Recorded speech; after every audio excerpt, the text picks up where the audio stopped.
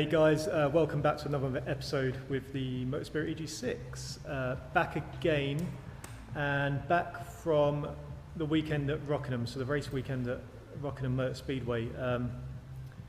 Yeah, let's do a little post-race report, I guess. A pretty eventful weekend. The main thing really is that we managed to sort the misfire, so I went there Thursday night for the track evening. The car went great.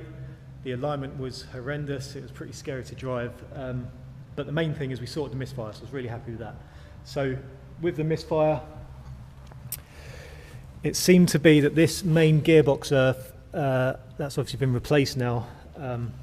It was heavily corroded. Now, not on the terminals were fine on each end, but the actual cable, inside the cable, was really badly corroded, and the copper braid was almost flaking apart. I think because that was such a bad earth, it had caused a failure within the distributor. I found within the Dizzy one of the main live feed off the coil had gone really charred and black and was really hard, which went into the ignition control module, and it had clearly been, the terminal on that ignition control module had clearly been arcing against that terminal on the cable, which I think had caused a failure through heat or through not being able to discharge all that power from the coil. So that was the reason for my misfire all this time. The small things that I didn't change, I'd never changed that earth when I had that misfire years ago. So it obviously came back to bite me in the arse. So we've now got a whole wire earth kit on the car, which includes an extra earth which I've put towards the back of the engine. Anyway, it's sorted, really good. So that was Thursday, that was sorted. Then Friday I managed to get a 40-minute test session in. I took the car to get the alignment done. I went back to my normal setup, which is a little bit different to what most people run, where, I'm trying to remember now, I believe I'm running a parallel at the front and then a little bit of toe in at the back. Or is it toe out? It might be a bit of toe out at the back. I can't remember. It works for me. I know a lot of people want to run toe out at the front and parallel rear. I was running toe out on the track day, and for me it was just too much oversteer, it was too sketchy. I'd still like to give it a go with a proper toe out alignment, not me doing it. But anyway, it worked for me. So we got that done, we tested the car and it was spot on. Saturday's race, the Armed Forces Race Challenge round, went really well, managed to qualify third on the grid, came second in the end due to one of the M3 cars. Well, he broke down right towards the end of the race, which is a shame, but it meant I could get second. However, off the back of that race, if you've seen the video, which is up now, towards the end of that race, the last sort of 3 laps, I was getting really bad fuel surge. So since we put in the bigger injectors in this high compression engine, she's become real thirsty. So I'm definitely looking at doing some sort of swell pot install very soon. Then we did the handicap race, which was where, pretty interesting, had my first ever crash with another car.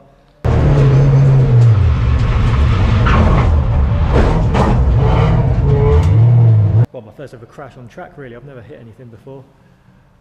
Totally my fault. I completely hold my hands up. I thought I could dive up the inside in the wet.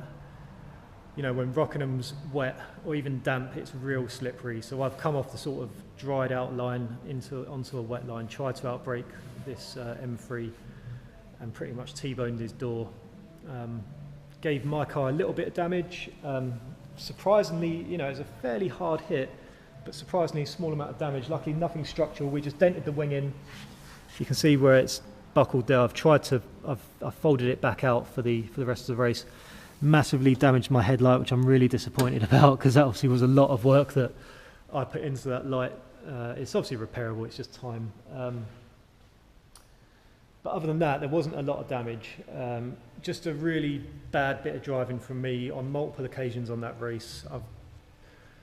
It's not an excuse, but I've got no experience in the wet, something I really want to improve on, and let alone my dry driving ability as well. I really want to start working on myself as a driver in the car. The car's pretty much there now. A few niggles to sort out with the swell pot, and I can basically, what I'm getting at is I can now start working on myself as a driver and working on actually setting up the car, because I've always been chasing problems before, and hopefully now the car's going to be reliable and I can start, working out sector times, working out lap times, concentrating on my lines, concentrating on setting up the car. and, you know, claw in some seconds, because that's sort of where I need to be. And then we did the hot hatch race on Sunday. I've still to put that footage together. Hopefully I'll put that up. Well, that will go up before this episode here, so that should be up now. Unfortunately, I only managed to record the first race as the GoPros were just dead come the second race at the end of the weekend. But really good. The car was going well. I qualified third, ended up coming fourth in both races. The three cars that are in front, the car is almost on par. They've probably got a little bit on me on the straights, but I felt on the brakes and in the corners I could keep up. And they're just sort of easing away on the straights. So maybe a little bit more power to come out of this. We'll see if I want to do that or not.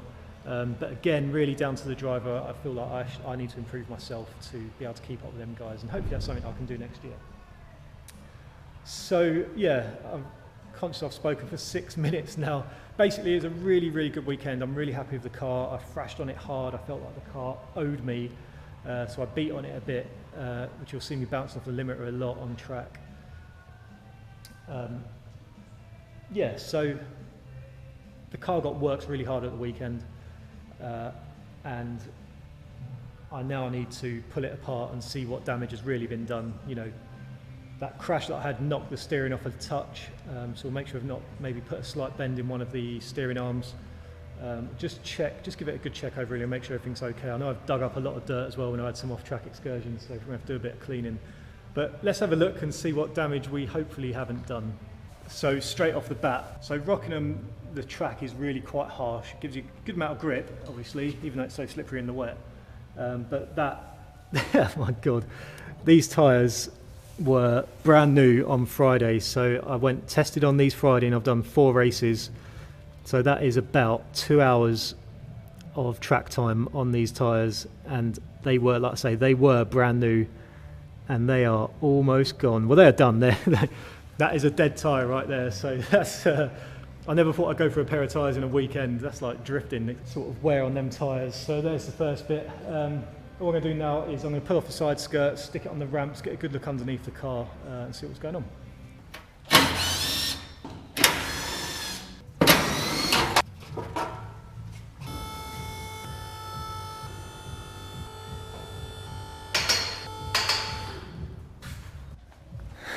Let's have a look under here. I've already seen a massive clump of dirt that we picked up. So let's start at the back. She's dirty.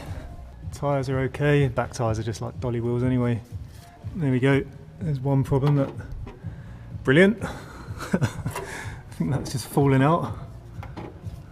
The bushing's alright on there. What I really need to do is space out this D bracket because it pulls the roll bar too far forward, and then the drop link won't sit straight. So it's looking straight there, but when it's actually bolted down, it sits it too far forward and puts the bush under unnecessary strain. So yeah, we'll space that out a bit. I'll make some brackets. Oh dear. Brought some of Rockingham home. Fuck. My God, that is jammed in tight. Something is exploding fluid under there. I reckon that's probably the CV boot. It's damaged already. Oh, the CV looks clean. And this side. Whoa! And there's another issue. Initial inspection's not too bad. A lot of cleaning up to do. I don't really know what's going on with that CV grease everywhere. And yeah, that thing, the bracket coming off the exhaust, that was really loud, you know, like really loud just for a little hole like that. So we'll get that welded up. That's no great shakes. Get that fixed. So I guess I'm just going to dig it all out now. Cool, so I've pulled off the D-clamp of the anti-roll bar, or whatever kind of clamp you call it, and I'm just going to make some backing plates for it to space the roll bar back a touch. I've got this aluminium, it's about 3mm thick, so that should just about cover it. So yeah, I've cut 2 strips, which are the same sort of size as the clamp. Just going to clean them up, stick 2 holes through them, and then we can space the anti-roll bar back a bit. So let's crack it.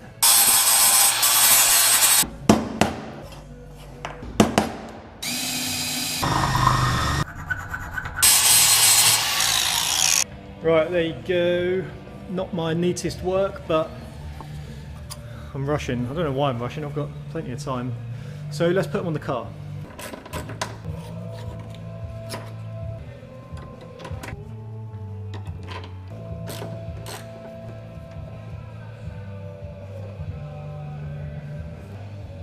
Alrighty, that's better. So now you can see these drop links are sitting pretty much straight now. They could probably do with being spaced a touch more, but it should have taken a lot of stress out of the bushings on there. You might notice I've got rid of my diffuser. I feel like it was time for it to go. It done me well. It got a bit bent up on at Rockingham, and I just don't feel like it's actually providing anything. It's more of a showpiece. So if I don't need it, let's get rid of it. Alright guys, skip forward 2 days and here we are. I kind of just finished up the other day. Yeah, we're on the weekend now. Just got in and started to pull the wing off, so obviously crumpled the wing after trying to T-bone a E6 M3. Basically it's prompted me to start sorting the wings out. So obviously, as you will have seen from the very start I think of the series, I cut the wings in order to sort of try and extract air, make it look cool, whatever. Whilst I was away, I bought a pair of fiberglass wings. They're like vented. I'm going to sit them out slightly wider on the, you know, space them out at the bottom, on the bottom of the arch, just to accommodate the tyre size I use. So yeah, that's really what I'm going to do today, is make them fit, get them to line up, and then they've still got all the mould lines and cracks and damage, so we'll try and get at least one done today and looking nice. Then we'll get the other one done and I'll get them down to the wrappers to get wrapped. So yeah, we might as well just crack on with that. It's pouring down outside. The weather, if you can see, is horrendous. Don't really know why I'm talking about the weather. Quite hungover today. Yeah. Alright, I didn't really get any footage of me doing it, but I just quickly put 2 holes in for the mounting points and made a quick spacer for the bottom of the wing. It's a bit annoying, I've got to try and sand out all these mould lines, which are a bit weird, and fill in the back gaps and fix that crack. But to be expected with fiberglass, really. Yeah, I'm not too sure. Well, it looks alright, it fits quite well. I need a new wing, so I guess I'm going to start sanding and rubbing it all down. I'll probably stick some filler in the cracks and gaps now, and then just sand away. Fun times. Hey guys, so it's another new day with the EG6. As you can see, I've rubbed down all the wings and I filled them all last night, and I've just left them overnight to set. So today we're going to get them rubbed down, and yeah, I'm going to drop them with my wrapper, who's kindly letting me drop them off on a Sunday. And yeah, we'll get them wrapped. That's pretty much all I'm going to get done today. Give the car a quick clean because it's still minging from the race weekend. Just one thing that I did do, which may be of a little bit of interest. So this crack here was pushing itself, it was sort of twisted, so this end piece was sitting forward. So to keep it flat, I've just riveted in a piece of aluminium behind and then bonded it in with some glass fibre. So now I'm going to drill out them rivets and I can fill the front, and that should be nice and strong and stay flat and shouldn't try and... Because if I just filled it, the filler would have just cracked and it would have come apart again. So I can drill off the rivet heads, the rivets could stay in the back, the aluminium will stay in the back, and that should stay nice and strong. So let's get it rubbed down and dropped off.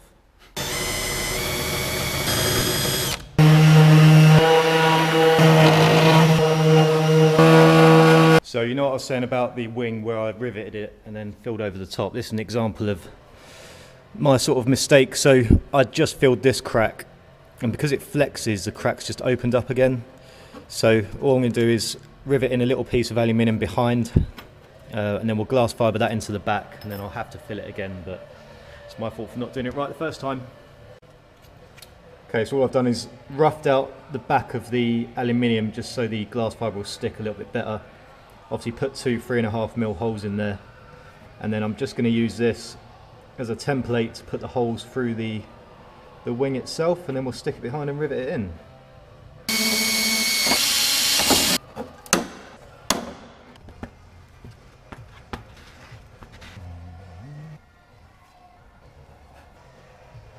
Okay, so that's that glassed in, so we'll leave that to set now. Probably take a few hours. So in the meantime, I can rub down the other wing. Oh, I love sanding. Okay guys, that's me done really. That's the wing all prepped, or as prepped as I can be bothered to do with it. It's getting wrapped, it's going on a race car. So yeah, so that, where I've riveted in that piece at the back in there, see that now holds much better. The crack might reappear, but with the wrap in the way, you're not going to see it. The point is it's not going to flex and like push a protrusion through in the fiberglass. So yeah, that's all I've got really. Sorry, it's all been a bit jumpy this episode, just the way it goes really. A lot of stuff to come with the car. The main one will be I'm hopefully getting a race fuel cell from the States, which would really hopefully cure my fuel starve issues.